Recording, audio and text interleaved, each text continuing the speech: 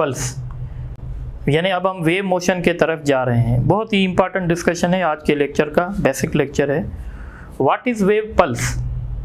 तो wave pulse क्या है? तो हम कहते हैं single isolated disturbance created in a medium is called wave pulse. यानी जब हम किसी भी मीडियम में थोड़ी डिस्टर्बेंस करेंगे तो वहाँ से एक वेव पल्स जनरेट होंगी। जैसे आपने देखा होगा कि हमारे पास दरिया में, अगर दरिया का एग्जाम्पल ले लें तो हमारे पास उसमें पानी है, ठीक है। अगर हम उस दरिया में छोटा सा स्टोन डालेंगे तो आप देखेंगे वहाँ से एक किस्म की डिस्टर्बेंस प्रोपोगेट होगी, और इस डिस्टर्बेंस प्रोपोगेशन को हम कहते हैं वेव पल्स। या आप एक छोटा सा एग्जाम्पल ले लें, ये हमारे पास एक रिजिड सपोर्ट है और इसके साथ एक स्प्रिंग अटैच है और इसका दूसरा एंड हमारे हाथ में है, ठीक है। ये हमारा हाथ है, केयरफुली देखें ये। अब हम क्या कर रहे हैं, इसको थोड़ा सा जर्क लगा रहे हैं। जब हम इसको थोड़ा सा जर्क लगाएंगे, जर्क मतलब अब हमने क्या किया है, थोड़ा सा तसव्वुर करें कि हमने इसको थोड़ा सा जर्क दिया। जब हम जर्क देंगे तो एक किस्म का ये हम्प बन जाएगा। अब इसमें हमने थोड़ा सा जर्क लगाया है और जर्क की वजह से एक डिस्टर्बेंस क्रिएट हो गई। अब ये डिस्टर्बेंस आगे ट्रेवल करती जाएगी।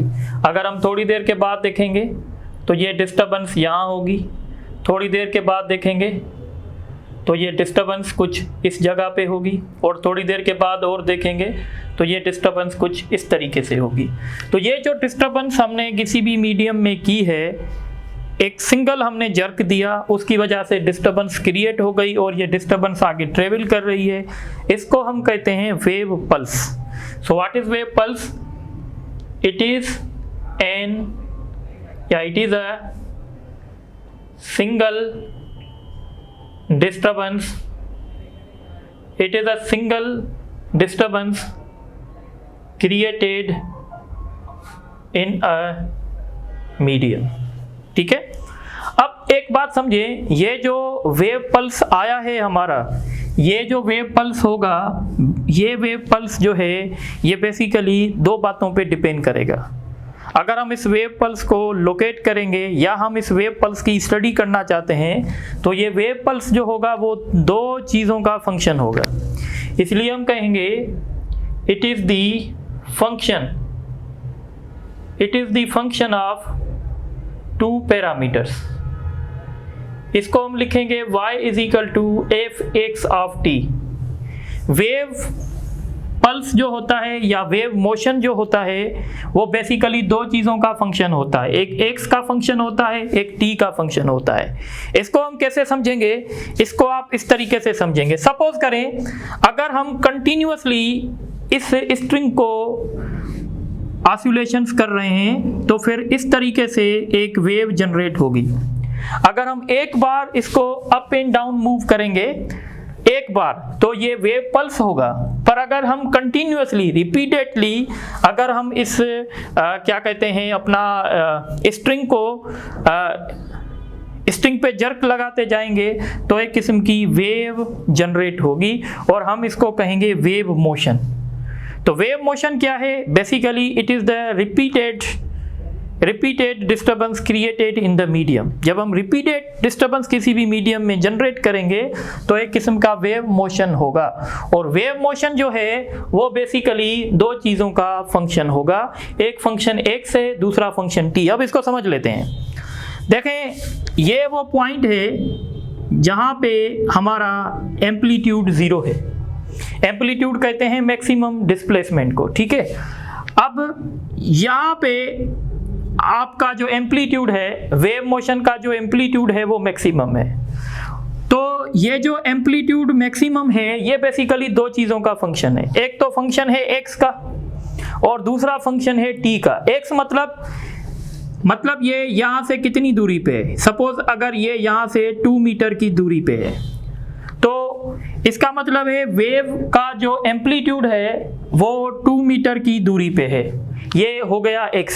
पर इसी के साथ आपको पता है ये वेव रुकी हुई नहीं है, ये वेव चल रही है। जब ये वेव चल रही है तो इस पॉइंट पे, इस पर्टिकुलर पॉइंट P पर जो एम्पलीट्यूड होगा या जो डिस्प्लेसमेंट होगा वो वेरी करेगा। वो किसकी मदद से वेरी करेगा? वो टाइम की मदद से वेरी करेगा। कभी ये पार्टिकल ऊपर जाएगा, कभी ये पार्टिकल नीचे जाएगा। तो इसका मतलब है कि जब भी हम वेव का डिस्प्लेसमेंट या एम्पलीट्यूड या कुछ भी देखना चाहते हैं, उसके लिए हमें दो पैरामीटर्स देखने पड़ेंगे। एक हमें x देखना पड़ेगा और उस x पे भी हमारा एम्पलीट्यूड जो है, वेव मोशन का जो एम्पलीट्यूड है वो वेरी होता जाएगा।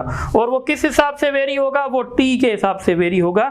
इसलिए हम कहेंगे कि wave motion is the function of two parameters, one is the x, other is the t।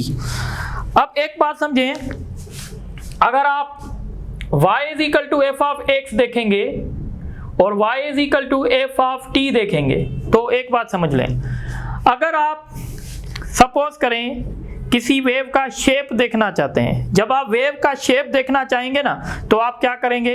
किसी भी इंस्टेंट पे, सपोज करो ये स्ट्रिंग ऑसिलेशंस कर रही हैं और यहाँ पे एक फोटोग्राफर जो है वो बैठा हुआ है, उसने किसी एक इंस्टेंट पे फोटो ले लिया। जब हम किसी चीज़ का फोटो लेते हैं, इसका मतलब है हम टाइम को फिक्स कर देते हैं। 10 साल पहले जो हमने तस्वीर ली होगी, आज भी वो तस्वीर वही होगी। इसका मतलब है तस्वीर जब हम लेते हैं तो हम बेसिकली टाइम को फ्रीज कर देते हैं। अगर हम टाइम को फ्रीज करेंगे, यानी अगर हम t को निकाल देंगे, तो हमारे पास बचेगा f of x। f of x ये हमें वेव का शेप देगा, शेप ऑफ वेव, ठीक है, शेप ऑफ वेव मिलेगा। इसी तरीके से जब हम किसी भी वेव को लोकेट करना चाहते हैं, सपोज हम देखना चाहते हैं कि हमारी वेव पल्स कहाँ पर है, तो उसके लिए हम क्या करेंगे? उसके लिए फिर हम x को फ्रीज कर देंगे। x को फ्रीज मतलब हम हमेशा इसी पॉइंट पे देखेंगे। जब हम इस गिवन पॉइंट पे सिर्फ और सिर्फ हमारी नज़र इस पॉइंट P पर होगी, तो हमें लोकेशन का पता चलेगा। मतलब हम पता लगा सकते हैं कि भाई अब यहाँ पे एम्पलीट्यूड 0 है, यहाँ पे अब एम्पलीट्यूड पॉजिटिव है, यहाँ पे अब एम्पलीट्यूड नेगेटिव है। तो इसको हम कहते हैं लोकेशन ऑफ वेव, ठीक है। तो एक बात याद रख लें, अगर आप वेव मोशन को समझना चाहते हैं, वेव मोशन मैंने आपको पहले ही बता दिया है, it is the repeated disturbance in any medium, ठीक है। तो जब हम रिपीटेड डिस्टर्बेंस करेंगे तो ये वेव मोशन बनेगा। तो आई होप कि आपको वेव पल्स का कॉन्सेप्ट समझ में आ गया होगा, उसके बाद आपको वेव मोशन का कॉन्सेप्ट भी समझ में आ गया होगा। अब हम बात करेंगे wave. What is wave? Wave क्या होती है?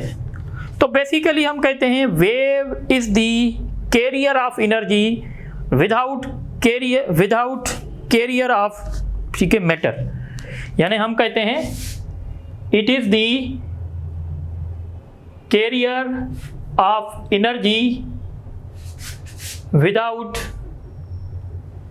कैरियर ऑफ मैटर या, ठीक है, पार्टिकल्स। देखें, अगर हमने किसी भी मीडियम में रेगुलर पीरियोडिक डिस्टर्बेंस करते हैं, तो पीरियोडिक डिस्टर्बेंस करने से क्या होता है? वेव जनरेट होती है। जब वेव जनरेट होगी तो वेव बेसिकली क्या करेगी? वेव बेसिकली एनर्जी कैरी करेगी, एक जगह से दूसरी जगह तक एनर्जी को कैरी करेगी। और जब वो एनर्जी कैरी करेगी तो उसमें मैटर कैरी नहीं होगा। अब देखें, आपने सपोज करें आपने किसी भी पांड में एक स्टोन आपने ड्रॉप किया। जब आप स्टोन ड्रॉप करेंगे तो आप देखेंगे कि वाटर मॉलिक्यूल्स, सपोज ये एक किस्म का पांड था और ये आपका वाटर लेयर्स हैं, ठीक है।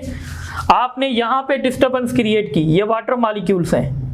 तो जब आप यहाँ पे डिस्टर्बेंस क्रिएट करेंगे, जब आप इस मॉलिक्यूल को डिस्टर्ब करेंगे, तो ये मॉलिक्यूल अपनी मीन पोजीशन पे ऐसे ऑसिलेशन करेगा और इस पार्टिकल की ऑसिलेशन की वजह से ये पार्टिकल भी ऑसिलेशन करेगा और इस पार्टिकल की ऑसिलेशन की वजह से ये पार्टिकल, ये पार्टिकल, ये पार्टिकल, ये पार्टिकल। तो अब आप देखेंगे ये इस पार्टिकल की ऑसिलेशन करने से ये वाला पार्टिकल ऑसिलेशन करेगा, यानी particle 1, particle 2, particle 3, 4, 5, 6।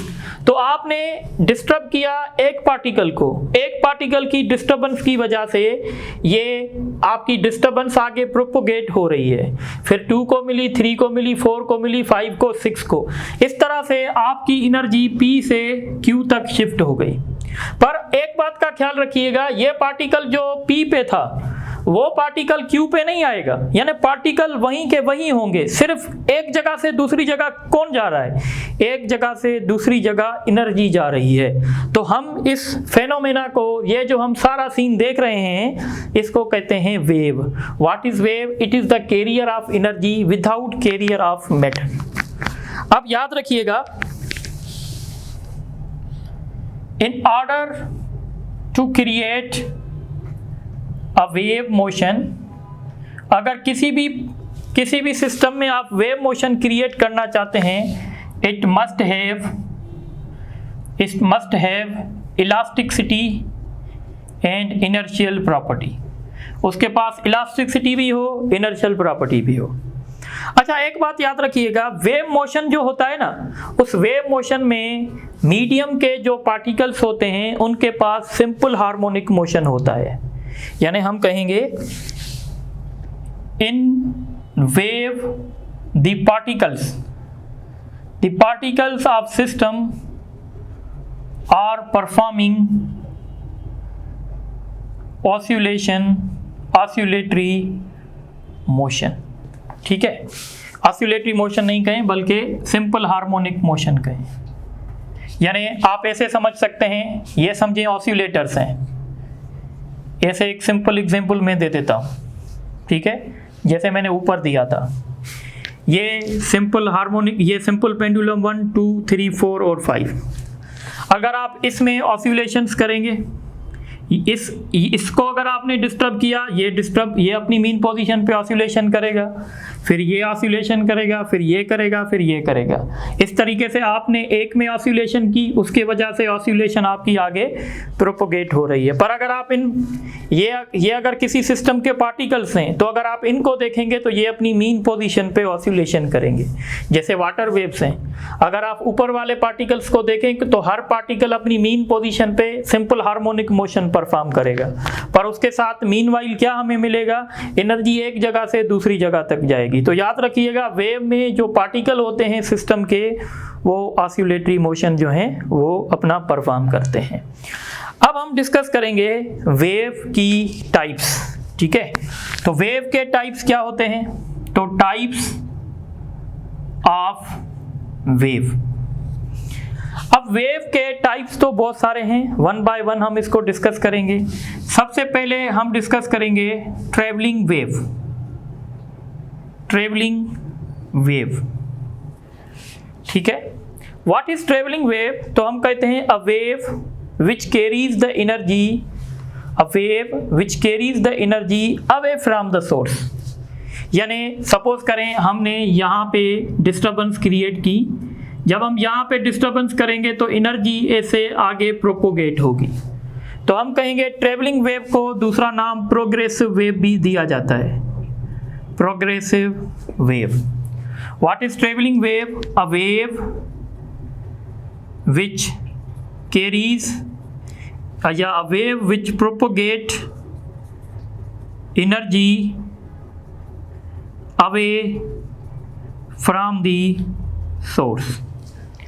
A wave which propagate energy away from the source is called the traveling wave. Traveling wave कौन कौन सी है? जैसे साउंड वेव है, हम जब एक जगह से, अगर सपोज करें मैं सोर्स हूँ, जब मैं बात कर रहा हूँ तो मेरा जो साउंड है वो ऑल पॉसिबल डायरेक्शन में मुझसे दूर जा रहा है, तो हम कहेंगे ये ट्रैवलिंग वेव है। जैसे लाइट है, सन से जो लाइट निकल रही है वो वेव के फॉर्म में निकल रही है और वो लाइट ऑल पॉसिबल डायरेक्शन में जा रही है, तो हम कहेंगे वो ट्रैवलिंग वेव है। ट्रैवलिंग वेव हमारे लिए बहुत इंपॉर्टेंट होती है, इसको समझना हमारे लिए बहुत इंपॉर्टेंट होता है। ट्रैवलिंग वेव की अगर आप वेव फॉर्म देखेंगे तो ये ट्रैवलिंग वेव का वेव फॉर्म होता है, ठीक है।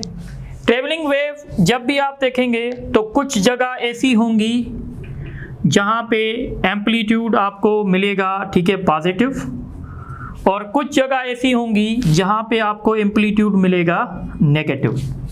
जिस जगह पे आपको पॉजिटिव एम्पलीट्यूड मिलेगा और जिस जगह पे आपको नेगेटिव एम्पलीट्यूड मिलेगा, इसके नाम होंगे, एक हम रखेंगे नाम इसका क्रेस्ट, ठीक है। What is crest?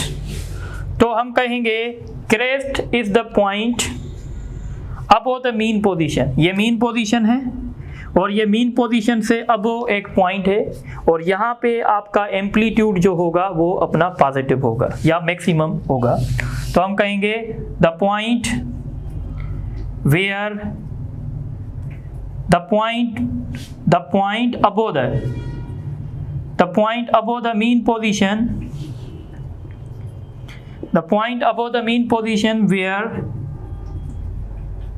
amplitude या where displacement is maximum,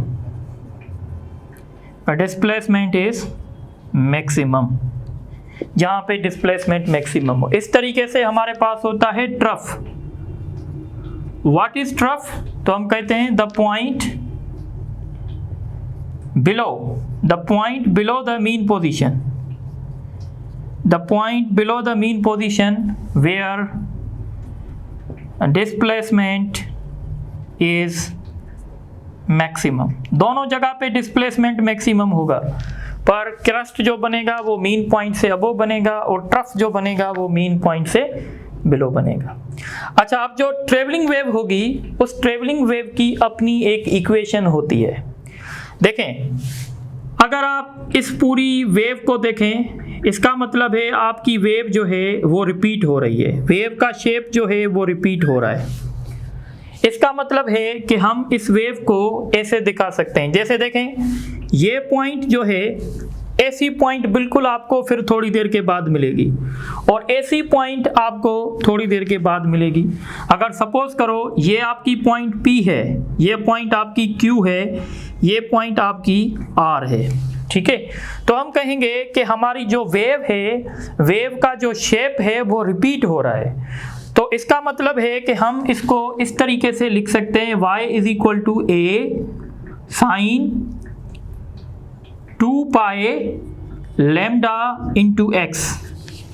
अब देखें, x जो है वो डिस्टेंस है जहाँ पे आपका डिस्प्लेसमेंट 0 था, ये इसको ट्रांसवर्स डिस्प्लेसमेंट भी कहते हैं y को, यानी x is the point where y is 0, ठीक है।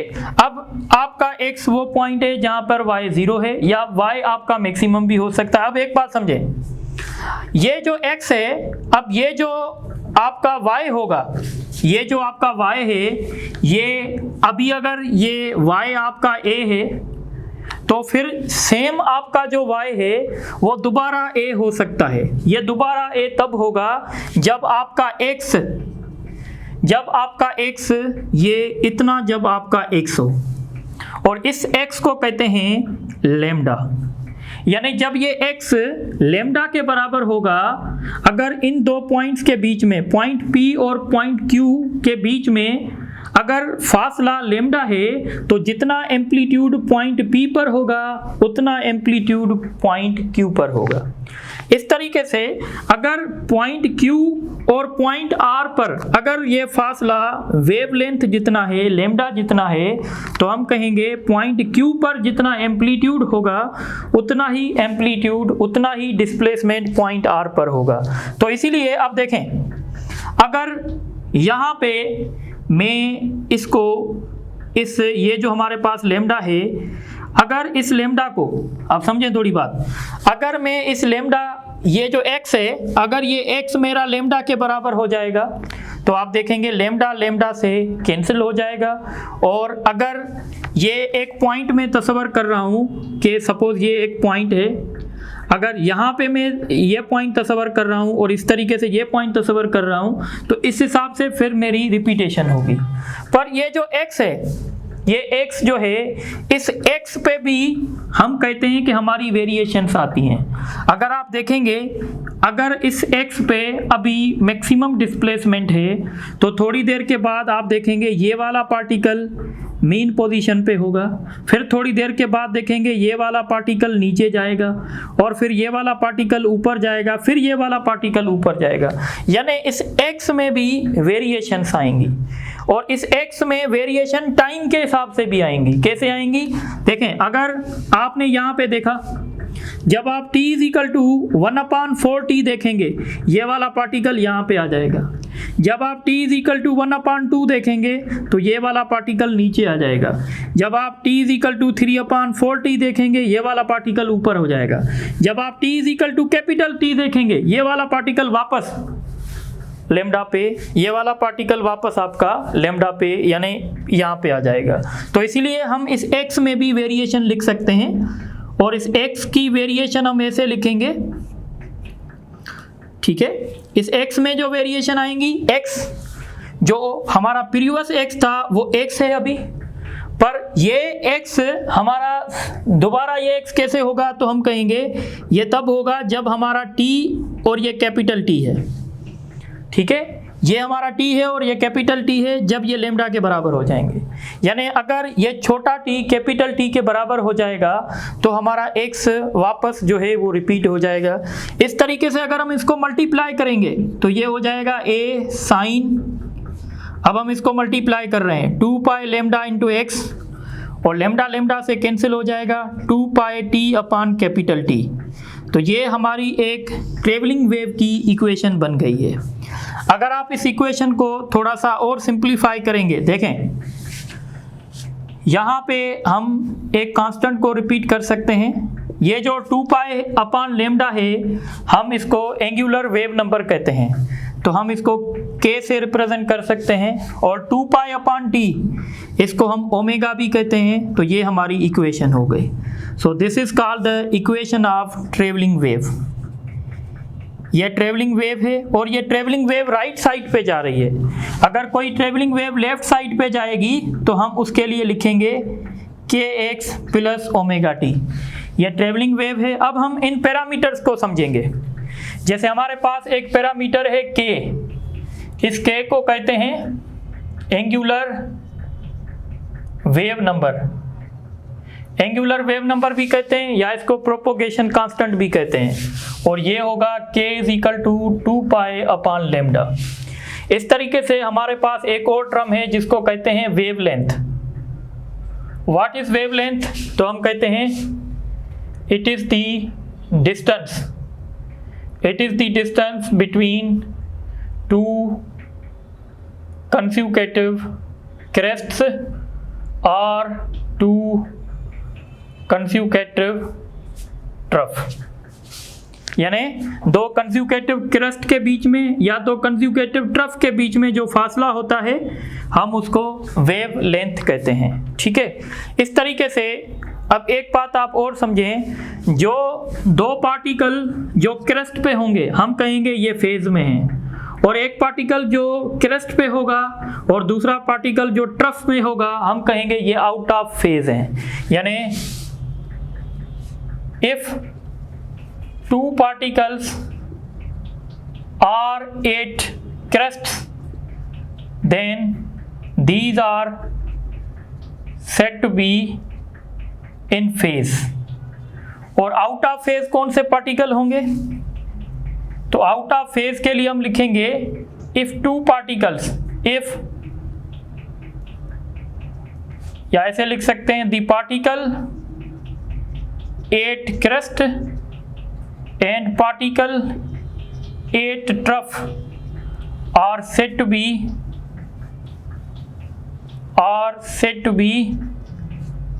out of phase, ठीक है। अब आप कहेंगे कि फेज क्या होता है, तो फेज जो होता है, फेज के लिए लिख लें two particles are said to be in phase if these have same position and same direction of motion. ये डेफिनेशन फेज के लिए। अब देखें, जो पार्टिकल क्रस्ट पे है, ये वाला पार्टिकल और ये वाला पार्टिकल बिल्कुल फेज में है। इनकी पोजीशन देखें तो इस पार्टिकल की पोजीशन क्या है? इस पार्टिकल की पोजीशन है y = a, यानी ये मैक्सिमम डिस्प्लेसमेंट पे है। इस तरीके से ये वाला पार्टिकल भी मैक्सिमम डिस्प्लेसमेंट पे है। अब ये पार्टिकल कहाँ जाएगा? ये पार्टिकल डाउनवर्ड जाएगा। और ये पार्टिकल कहाँ जाएगा? ये पार्टिकल भी डाउनवर्ड जाएगा। तो हम कहेंगे ये दोनों पार्टिकल जो हैं वो फेज में हैं। आउट ऑफ फेज क्या होता है? अब देखें, सपोज अगर आप इस पार्टिकल, अच्छा आप ये वाले पार्टिकल देख लें, ये वाले दो पार्टिकल हैं। इन दो पार्टिकल्स की पोजीशन सेम है, पर हम ये नहीं कह सकते कि ये फेज में है, क्योंकि ये वाला पार्टिकल ऊपर जाएगा और ये वाला पार्टिकल नीचे जाएगा। तो हम कहेंगे these two particles are not in phase. ये दोनों पार्टिकल फेज में नहीं है। तो आप इसको नोट कर लें, फिर हम आगे डिस्कस करते हैं।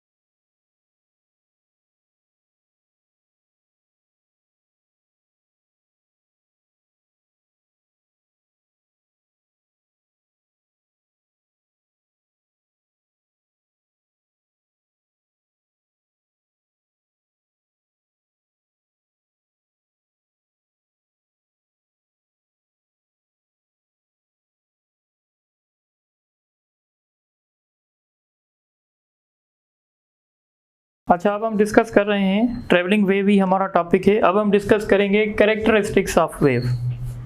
कैरेक्टरिस्टिक्स ऑफ वेव क्या हैं? तो वेव के कुछ कैरेक्टरिस्टिक्स हैं, जैसे वेव का एक कैरेक्टरिस्टिक्स है speed of wave.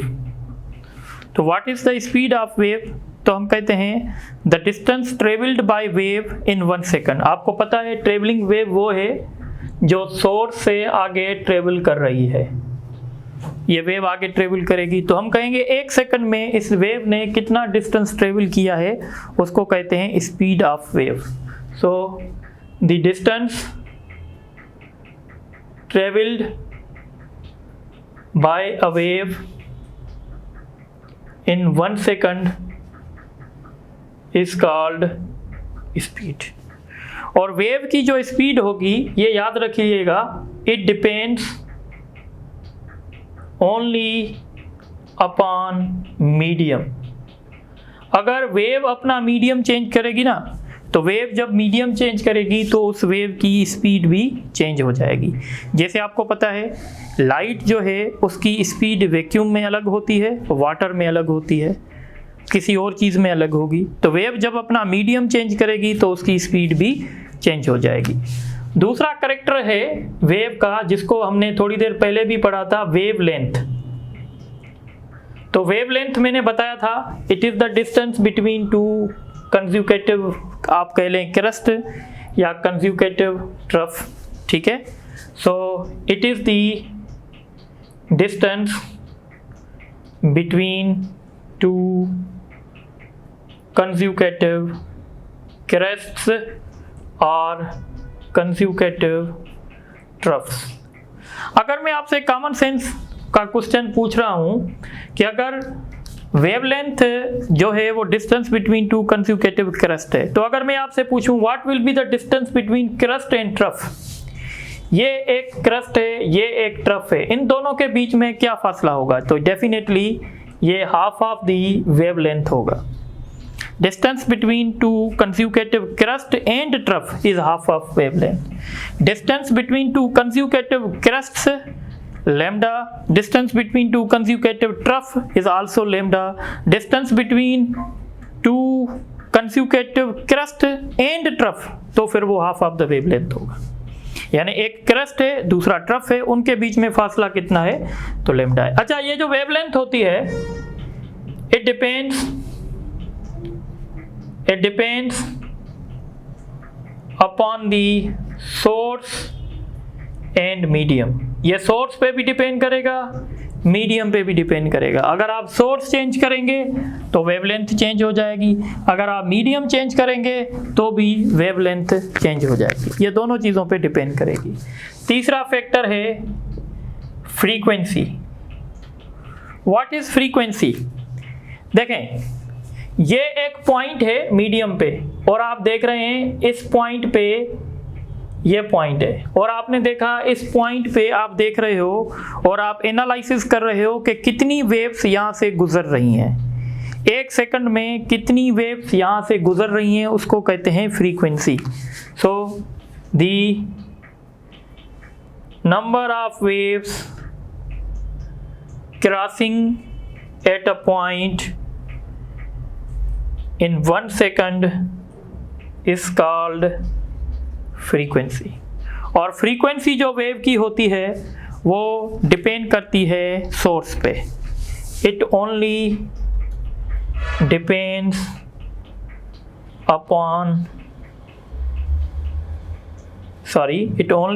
Upon source. ठीक है, मीडियम पे ये डिपेंड नहीं करती। इन तीनों के बीच में एक रिलेशन भी है। रिलेशन क्या है? V is equal to lambda f. This is the relationship between frequency, wavelength and speed। और अगर आप फ्रीक्वेंसी का रेसिप्रोकल जानते हैं तो फ्रीक्वेंसी का रेसिप्रोकल टाइम पीरियड है। तो ये फार्मूला हम न्यूमेरिकल्स में भी यूज़ करेंगे। अब बहुत ही एक कॉमन सेंस होता है। ठीक है, कॉमन सेंस का क्वेश्चन ये है, देखें एक में एक फार्मूला भी आपसे डिस्कस करूँगा। देखें भाई, ये आप तसव्वुर करें, ठीक है, ये तसव्वुर करें ये एक स्ट्रिंग है और इस स्ट्रिंग पे ये वेव बनी हुई है। ठीक है, एक पॉइंट ये है, एक पॉइंट ये है, तो इन दो पॉइंट्स के बीच में जो फासला होता है इसको क्या कहते हैं आप? वेवलेंथ। और इन दो के बीच में फेज कितना होता है? तो आपको पता है ये आइडेंटिकल फेज में होते हैं। आइडेंटिकल याद रखिएगा, जब दो पार्टिकल्स आइडेंटिकल फेज में होते हैं ना या इन फेज होते हैं ना, तो उसका मतलब है इन दोनों के बीच में फेज डिफरेंस जो है, इन दोनों के बीच में फेज डिफरेंस या तो 0 होगा, या तो 2 पाई होगा, या तो 4 पाई होगा, या तो 6 पाई होगा, या n पाई होगा, where n is the even number. अगर दो पार्टिकल के बीच में फेज डिफरेंस अगर 2 पाई का होगा, 4 पाई का होगा, 6 पाई का होगा या n पाई का होगा, जब n इवन नंबर हो तो हम कहते हैं ये दोनों पार्टिकल इन फेज हैं। किस में हैं ये? इन फेज।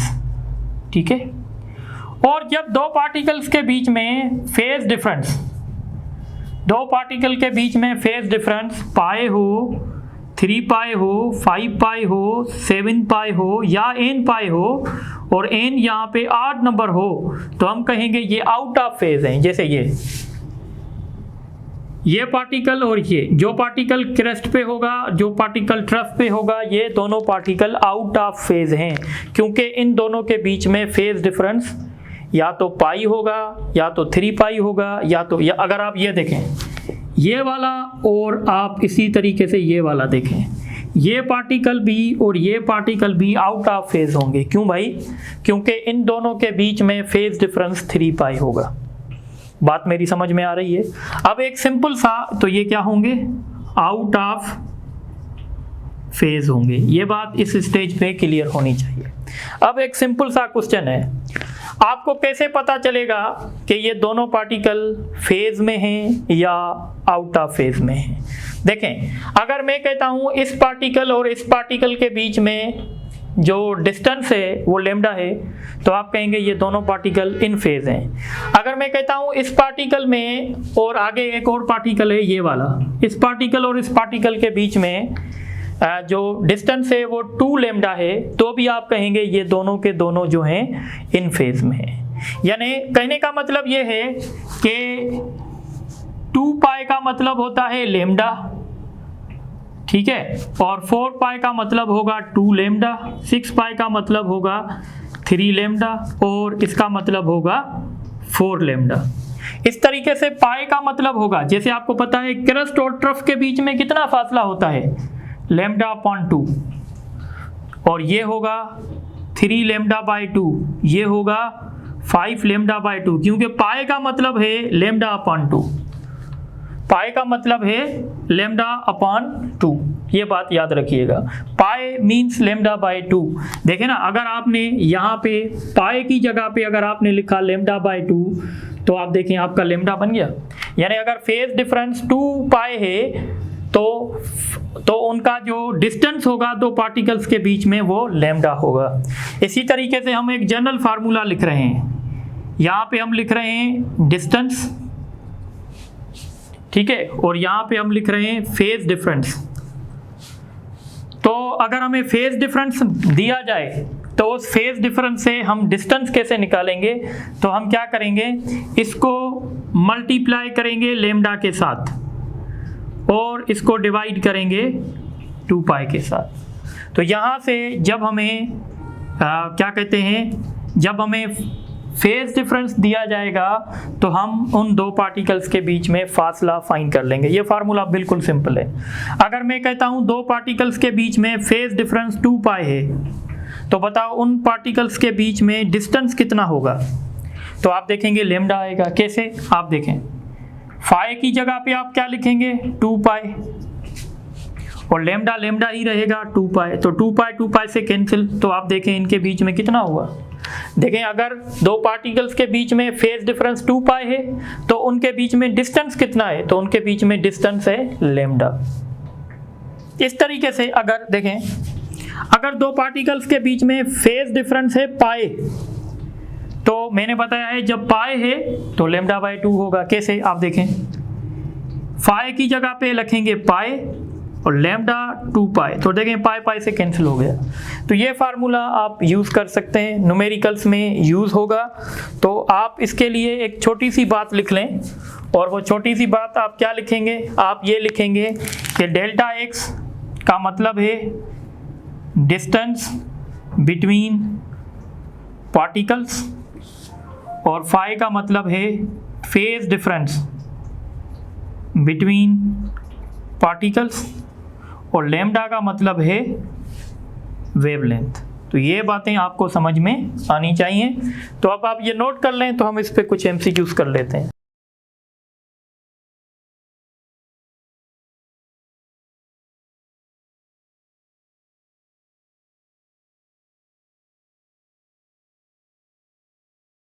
अच्छा, अब ये कुछ इतने एमसीक्यूज मैंने लिखे हैं, देख लें। Tuning of radio station is the example of, तो मैंने बताया था ये रेजोनेंस का एग्जाम्पल है। उसके बाद क्वेश्चन है the simple harmonic motion in which total energy is conserved is known as, इसमें टोटल एनर्जी कंजर्व होती है उसको फ्री ऑसिलेशन कहते हैं। The single isolated disturbance created in a medium is called, हम उसको वेव पल्स कहते हैं। The wave motion is the function of, तो वेव जो मोशन है वो दोनों का फंक्शन है। The shape of wave pulse, अगर आपको शेप चाहिए तो आप टाइम को फ्रीज कर देंगे, यानी y is equal to F of X. The point in travelling wave which is above the mean position where displacement is maximum, तो हम उसको क्रेस्ट कहते हैं। The distance between two consecutive trough and crest, crest और crest की बात होगी तो लेमडा, क्रेस्ट और ट्रफ की बात होगी तो half of lambda. The distance travelled by wave in 1 second is called, तो इसको कहते हैं speed. The speed of wave is doubled, अगर हमने स्पीड को डबल कर दिया तो उसकी फ्रीक्वेंसी पे क्या फ़र्क पड़ेगा। देखें, फ्रीक्वेंसी, वेव की फ्रीक्वेंसी और वेव की स्पीड दोनों एक दूसरे पे डिपेंड नहीं करेंगी। अगर आपने स्पीड डबल कर ली है तो स्पीड डबल करने से फ्रीक्वेंसी पे फ़र्क नहीं पड़ेगा, इसका सी ऑप्शन होगा। रीज़न क्या है, क्योंकि वेव की जो स्पीड होती है वो मीडियम पे डिपेंड करती है और वेव की जो फ्रीक्वेंसी होती है वो सोर्स पे डिपेंड करती है। तो ये जो स्पीड डबल हुई होगी ये मीडियम चेंज करने की वजह से हुई होगी, तो इसका मतलब है फ्रीक्वेंसी सेम रहेगी। अब न्यूमेरिकल पे आते हैं। Find the wavelength of wave if it's frequency is 100 Hz and speed in medium is 400 meter per second. We know V is equal to lambda into F, then lambda is equal to V upon F. Speed हमें दी जा रही है 400, frequency दी जा रही है 100, तो ये होगा 4 मीटर, इसका ऑप्शन ए होगा। इसके साथ which of the following particles are in phase, कौन से पार्टिकल फेज में होंगे? तो जो पार्टिकल क्रेस्ट पे होंगे या दो पार्टिकल ट्रफ पे होंगे वो फेज में होंगे। ये देखें, ये पार्टिकल कहाँ पे है? क्रेस्ट पे। ये पार्टिकल कहाँ पे? क्रेस्ट पे। तो P एंड S फेज में है। ये पार्टिकल ट्रफ पे है, ये पार्टिकल भी ट्रफ पे है, तो ये भी फेज में है। तो इसका ऑप्शन होगा E, यानी P and S, X and Y। A travelling wave is express as, travelling wave की एक्सप्रेशन दी जा रही है। Then speed. अच्छा आप देखें, ये ट्रेवलिंग वेव का जनरल फॉर्म ये था जो आपने पढ़ा था, 2 pi lambda into T X minus 2 pi T upon capital T.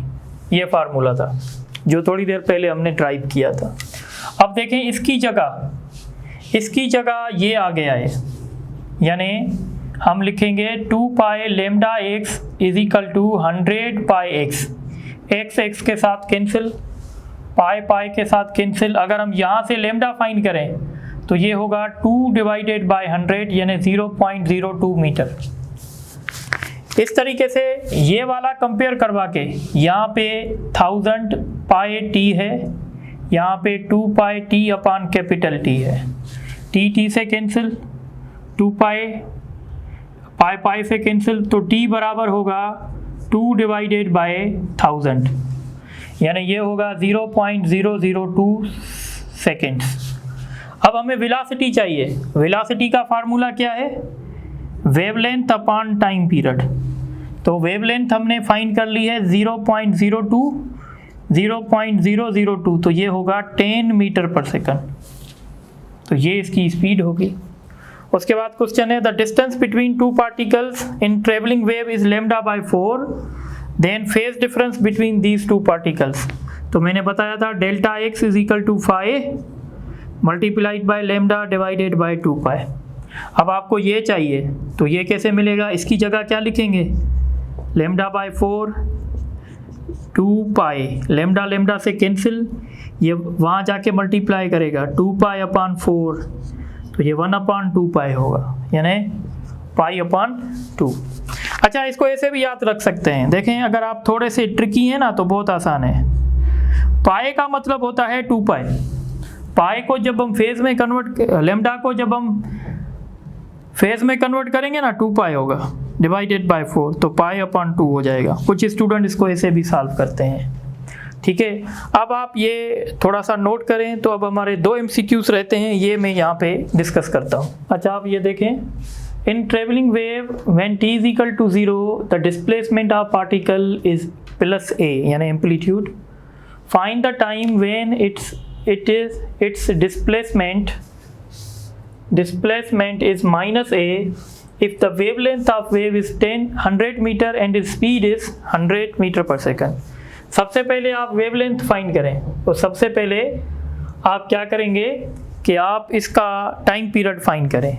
तो आपको पता है v is equal to lambda by T है, तो t is equal to lambda upon v होगा। तो लेमडा कितना है इसका?